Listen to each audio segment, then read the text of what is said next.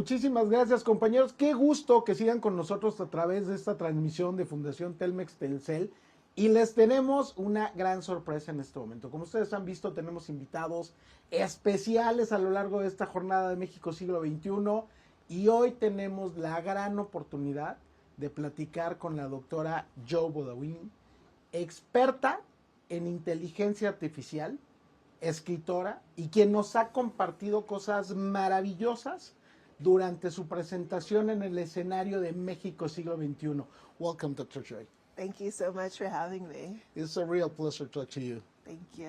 I want to start with your first opinion about you just shared a really powerful message to the young people in your stage appearance.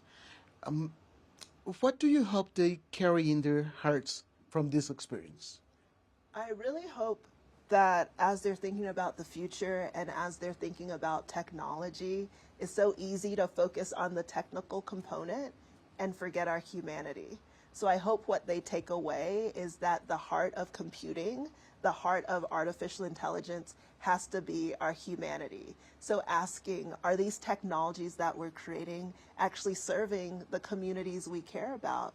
Or is it making inequality worse? And if so, what can we do about it? Because the story of AI is still being written. We don't just have to accept what it is right now. We can envision a different future for it and then make it happen.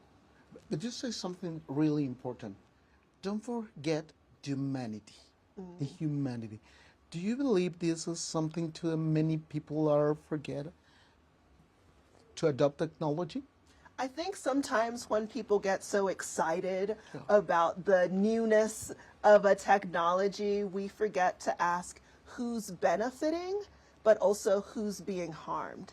And I think where the humanity piece gets lost is when we stop asking who's being harmed by this technology or who isn't being served by the technology as well. So I don't think it's intentional. I think there's excitement and enthusiasm. Let's see where all of this tech can go. And then at the end of the day, wait, what happened to the jobs? Right? Were we thinking about that? What happened to how people think about themselves or see society?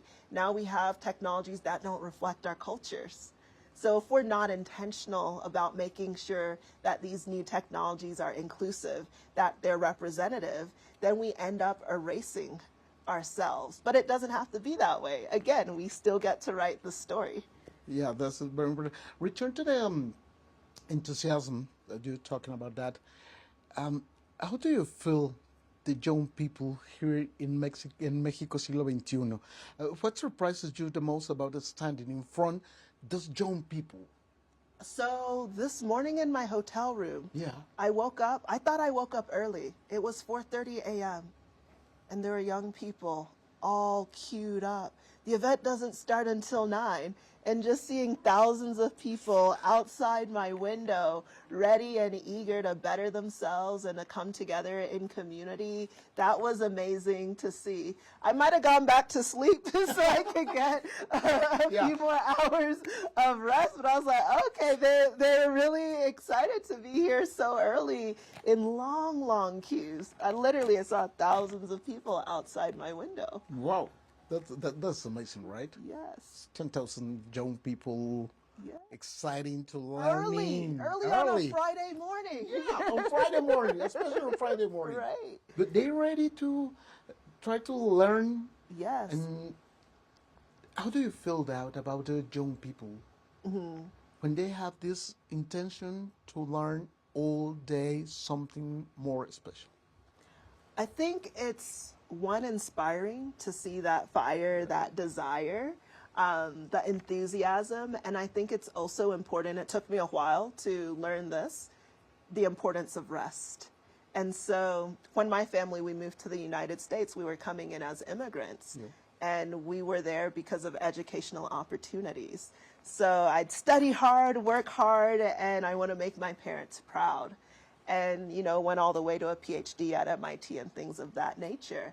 And I found at some point that the enthusiasm is good And it also has to come with a sense of taking care of ourselves, especially when we're so motivated to support the people around us, to honor our families, right? To give back, to be able to support.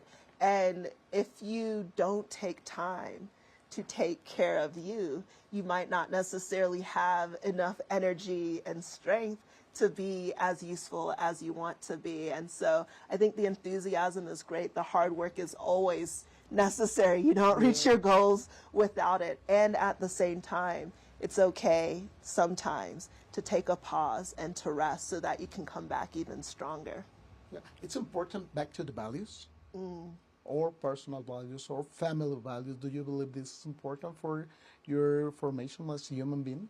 Absolutely, because it comes back to your motivation and your why. So when I started doing computer science, for me, the why was the heart of computing is humanity. And so how can I use these technical skills to help other people? So I started all kinds of companies. I had a hair care technology company. So the way we were helping you was helping make your hair look good, right? But we had an ed tech company and worked in health tech as well. And so I think it's important to definitely think about how to serve your community and also follow what's exciting for you. I'm a poet. Sometimes I have the opportunity to model. You don't just have to fit in one box. And sometimes the thing that makes your heart sing, not everybody completely understands that, but I would still encourage you to pursue it, even if there isn't an immediate path, because it's something that brings you joy. I think that's really important to value as well. Well, that's very important. Back to the technology. You showed the basis that exists in facial recognition system, right? How can we, in our daily lives, all days, spot or questions this technology? Yeah, I think it's important that when we're approaching new technology, we understand it's not perfect. Because what I found in the earlier days is if a technology would go wrong, sometimes people would blame themselves, like, oh, maybe I messed up, maybe I'm not doing it correctly, you know, and sometimes there's some of that. But I think overall, being open to questioning technology and saying, is this accurate? Is this right? You know, not just taking it that a machine has given this information, so I must now accept it 100%. So I think it's important to have that curiosity, to ask questions, to maybe say maybe, right? Maybe there's a different answer as well. All right, all the time. Okay. Why do you think it's so important for young people, not just government or companies, the young people, to pay attention to how AI is being used in a scholar, with your family, with your friends? Yeah. Why do you put the spotlight? The spotlight on AI is important right now because you have so many different areas of our everyday life adopting it. So you might have people who are hiring using AI to determine who gets hired or not.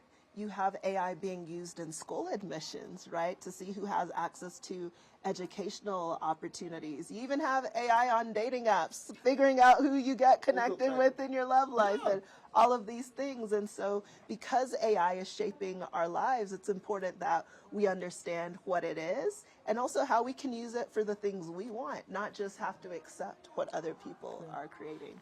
AI is an ally or is an enemy or neither of both? I think AI is a frenemy. All right. You know? Frenemy. It's a frenemy. It's a little bit of both. It's complex, right? So there are the parts that are amazing and there are the parts that are frightening. And I don't think we have to throw away everything just because there are difficult portions. But I think we have to be careful. And so just like when it comes to asking questions, are these answers that I'm being fed by the AI system actually accurate, right? Does this reflect our society, our culture? So I think when we approach it with, yes, there are benefits that we want from this technology, but not at the expense of our economy, not at the expense of our environment. So I do believe there are ways we can build AI better, but it's not the way we're currently seeing AI systems being made. Yeah. Do you give us a final message for those scholarships and the people to watch us in this on this transmission? What do you say to people? I think in this time where the world can feel like nightmares all around, when you read the headlines, you see what's going on, that it's so important to continue to dream and to have a vision for yourself and for your life that embraces who you truly are. So for me, I'm a poet. Yeah. I'm also Dr. Joy with my PhD from MIT, national best-selling books and all of these things.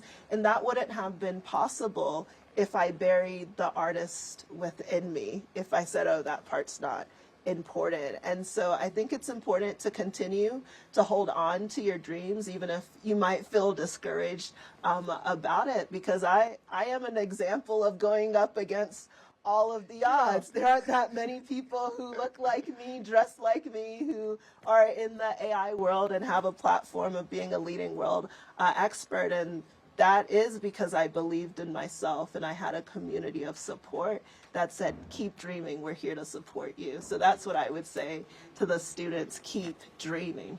Keep dreaming. And to dream, you need a sleep, so stay rested. That's right. Thank you very much for your time, Dr. Joy. It's a real pleasure to talk to you. Thank you so much for having me. Really appreciate it. I appreciate you.